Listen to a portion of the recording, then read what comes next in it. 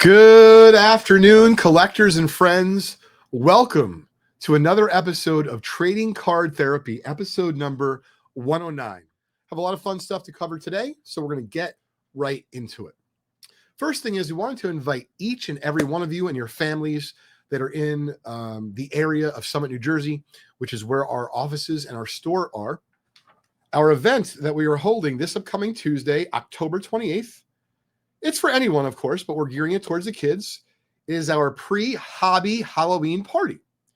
And if you come dressed up as a kid in your favorite Halloween outfit, you are going to have a chance to win a 2025 Bowman Chrome Hobby Box. And if you come dressed up, we're also going to guarantee you that you're going to get a free goodie bag full of some fun hobby swag. So hopefully you're going to be in the area. Myself and my son will be here. Some of my friends and their kids will be there. So hopefully you can join us. It's next Tuesday, October 28th. It starts right after the kids get out of school, about 3 o'clock. We'll go to about 8 o'clock that night. We'll have Topps basketball in stock, lots of other Topps and other unopened products, football as well as obviously in season right now, hockey, and of course we always have baseball, which is beloved by many. So once again, if you're in the area, come on by. We'd love to meet you. So I was on Jeremy Lee, his Sports Cards Live show, which is every Saturday night, and I'll be on there this weekend. I was on there a few weeks ago. I think I crossed over with Chris from House of Jordans and Card Ladder, and Jeremy was on.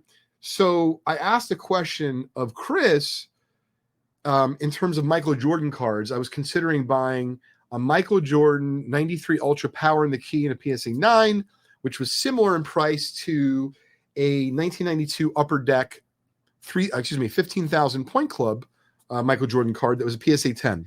And when I discussed it on the show, I had come to the conclusion with Chris's advice that I think I was going to go after the 15,000 Point Club.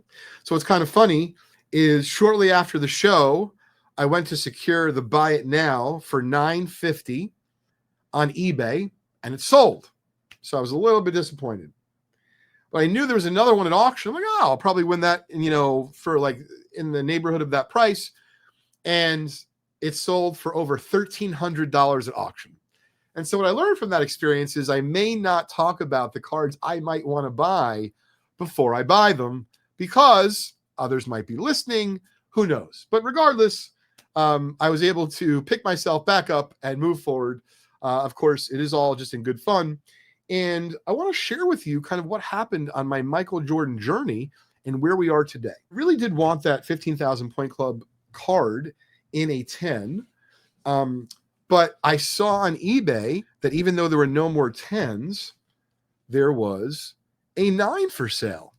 So that's kind of how I started to feel a little bit better. I'm like, well, as much as I want a 10, what's the difference really other than one grade? And I bought it for a lot less money. I bought it for, I think, $100, maybe marginally less. And when I got it, I felt just as good if it was a 10. In fact, I think I went like this. Couldn't really tell the difference. And the point being, as we've all been there before, it was kind of a blessing in disguise. I saved a bunch of money.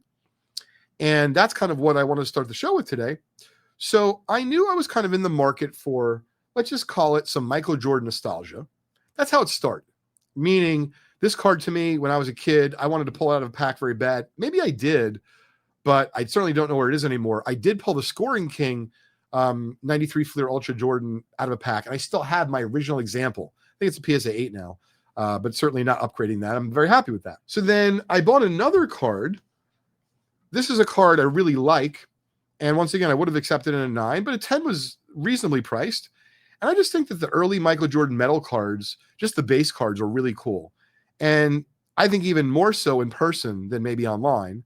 And I don't want to misquote, but I believe this card cost me maybe about $300, possibly a little bit less.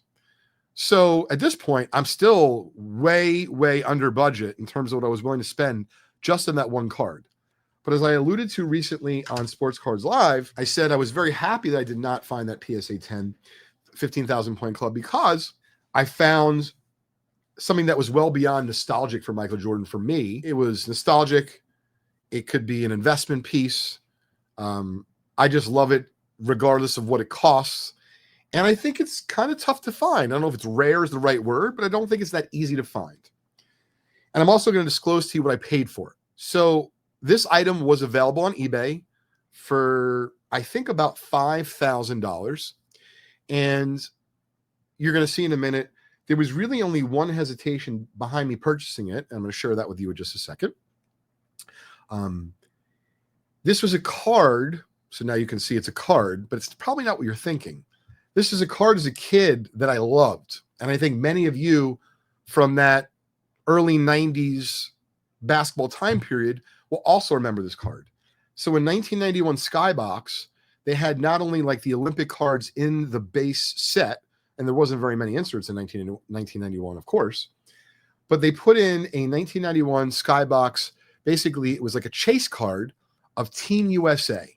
And on one side was 5 of the players, and on the other side was 5 of the players. So I'm going to show you that card right now, but I'm going to show you the other side of it first. So this was a chase card that was in 1991/92 Skybox basketball.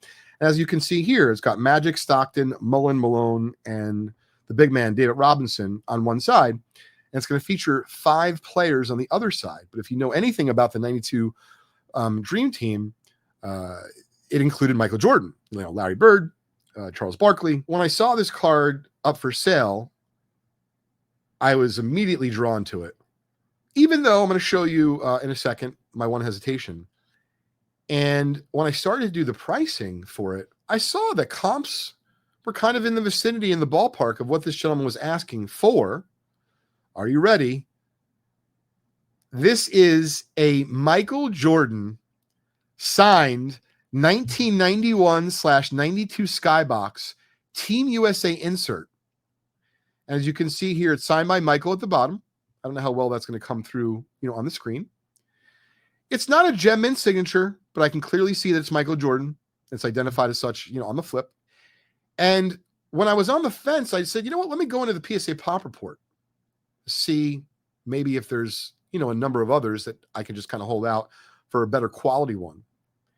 And what happened was, after looking at the PSA Pop Report, there's only 2 of these examples signed, and the other one is not signed by Michael Jordan. So as I started to do research, for example, I'm like, what is a 1990 or 91 or a 92 Fleer card, like just a regular basic Fleer or Hoops card, sold for? And in some cases, those cards sell for $4,000 or $5,000 or $6,000, like an 89 Hoops Michael Jordan base. And it's because Michael Jordan, of course, is the most, if not the most, but top 2 or 3 recognizable athlete on the planet, even though he hasn't played in decades. And even just recently, he was in the news, not so much because of that whole interview and the foul shot story, but more so because the most ever money paid for a 1986 Fleer Michael Jordan card took place recently.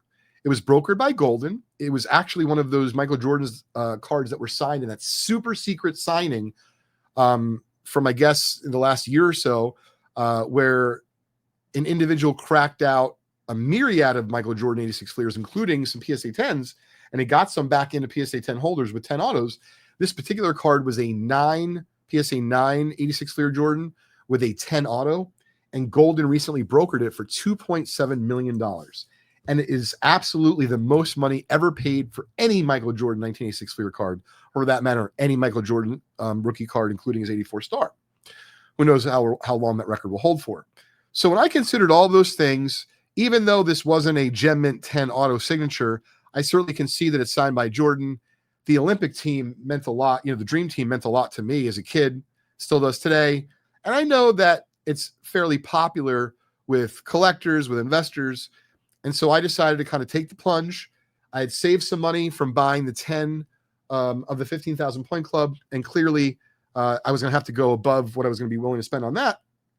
But I think I made this person an offer of like 4,100 or 4,150. They countered me at like 44 or 4,600. And instead of countering again, I just bought it.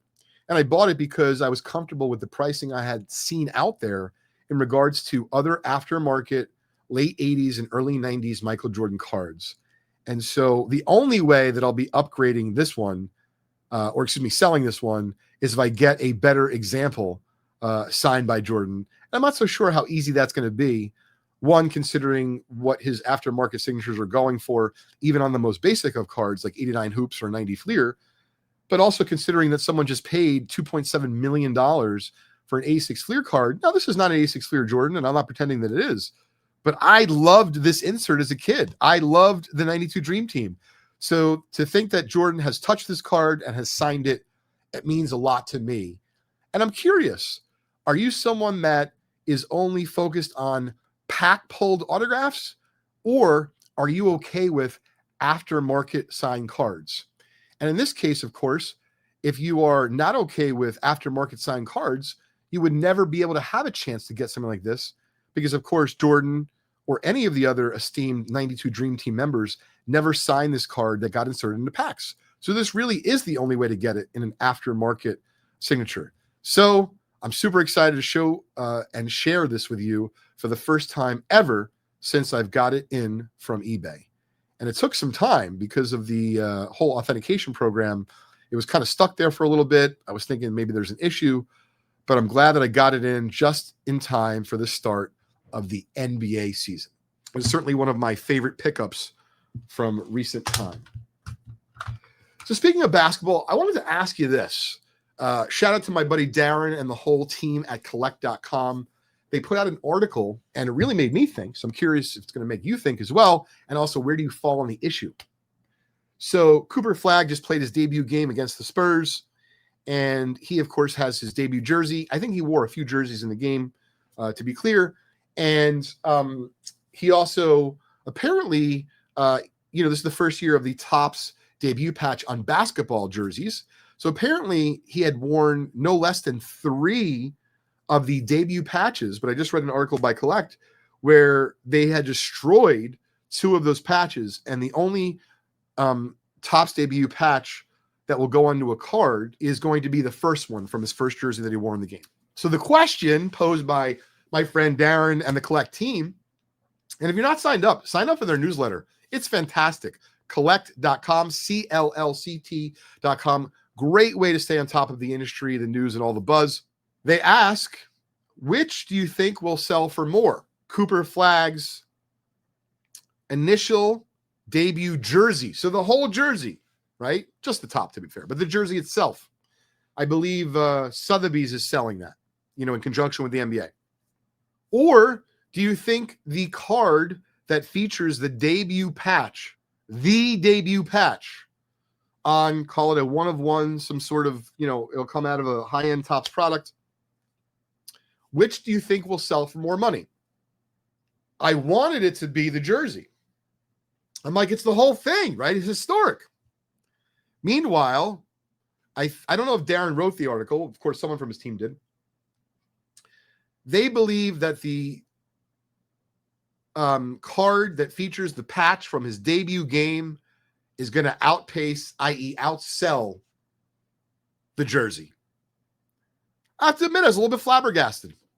Kind of the crazy world we live in where something ripped off of the larger item at hand, the larger historical item at hand, is conceivably going to sell for more than the jersey. Now, to be clear, the patch we put on a super duper one-of-one card and will be made special. I kind of agree. I think the card might sell for more, but I don't think it's right.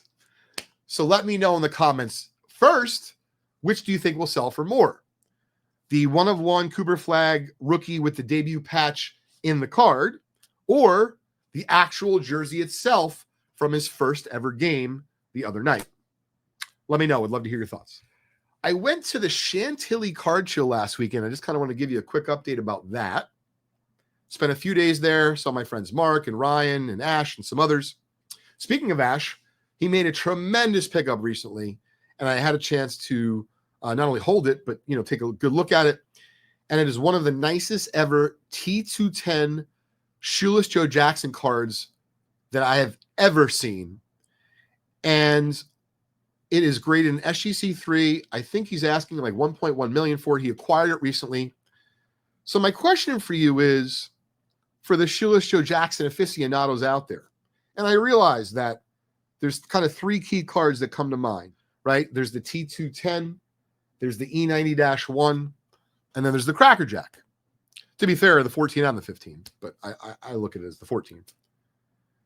Some people consider the T210 to be his rookie, but it's minor league baseball. Other people consider E90-1 to be the rookie. And then I know others that definitively want the 14 Cracker Jack over both of those. So my question for you is, if they were all equal in terms of budget and attainable, but you could only have one, which card would you choose? The T210 Shoeless Joe, the E90-1 Shoeless Joe Jackson, the American Caramel, or a 1914/1915, but I don't know anyone who's going to choose the 15 over the 14. It makes no sense, as the 14 was only issued in those caramel boxes, thus making them much more difficult to get, let alone in reasonable condition. I asked myself this question before I came on the show today. I'm having a hard time because I got to tell you, I would have loved to have the T210 Joe Jackson from Ash. But I actually feel, for me, that's not my choice. And I do love the E90-1 Joe Jackson. But if you said to me, value aside, what do you want? And I don't have it now. My friend Jeremy has one, but he's not going to be giving it up anytime soon. And certainly not at a number that I could swing. I would choose the 1914 Cracker Jack Shoeless Joe Jackson, and I'm explaining to you why.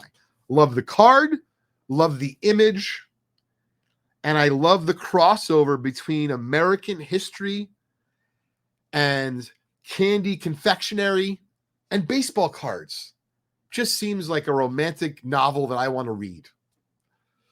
So that's my choice. Let me know which card you would choose if they were all equal in value. To finish up the Chantilly show, I had a great time. I didn't spend a bunch. To give you an idea, probably about $20,000, almost all ungraded. Almost bought a Michael Jordan piece of game used floor signed by Jordan, numbered of 23, from Upper Deck. Was at a gentleman's booth where I bought a Reggie Jackson rookie and a 7 from him. I didn't see it there the first day, the Jordan piece. Then when I went back Saturday morning before I left, I saw it. I asked some questions. I did some research online. I came back a few times. He was busy. And when I came back again, this little old woman, maybe, looked to be like a grandmother, maybe buying something either as a gift or for herself. I don't know. She's asked me some questions about it. I'm trying to be helpful.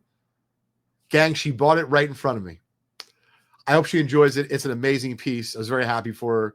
And actually gave her confidence to go for it, even though it was a bummer I didn't get it.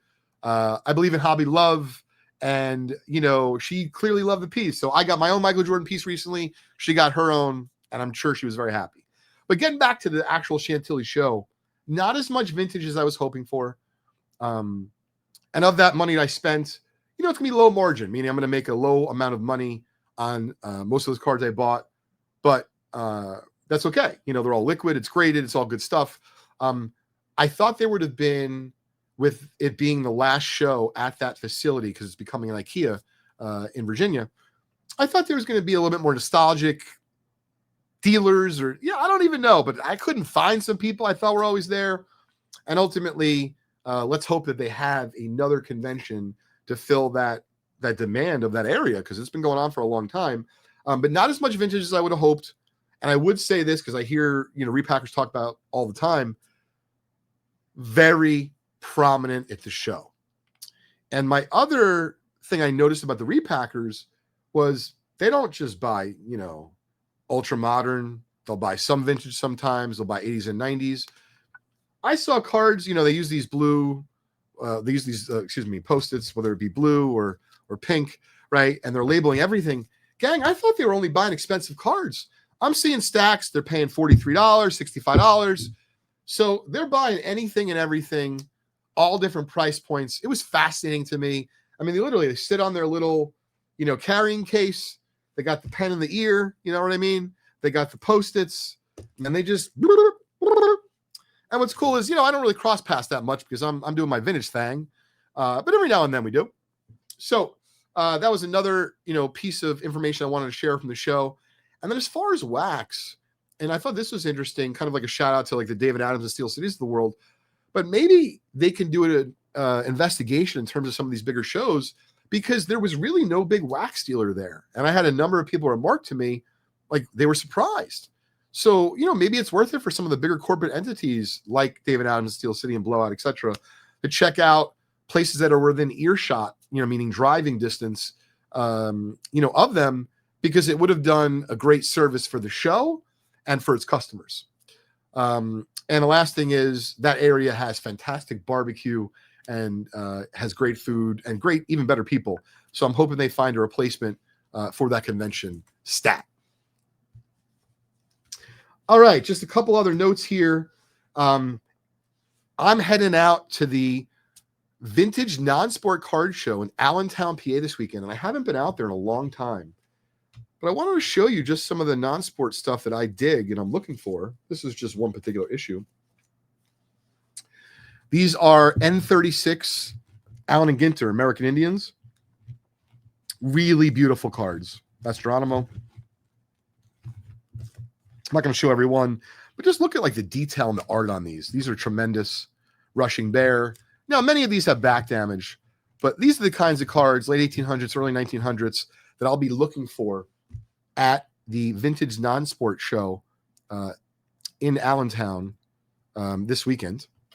And shout out to my friends Dan and Ed. I think they're going to be there as well. They're usually a good old time, but I am targeting one card in particular. I told my buddy Jeremy Lee earlier today as we had a call that I recently sold I wanted to get a higher grade, which is why I was comfortable to sell it. I had a lower grade version of the 1940 Superman, but the number one card in the set. I think that's a really important card in the card collecting history of the world. And as far as I understand it, we had an international movie producer buy that card from us. So I believe that card has already had a lot of appeal and demand. But if you have one of those out there in reasonable shape, drop me a line, send me a note. I'm in the market. Hopefully I'll see one this weekend at the Vintage Non-Sport Show in Philly.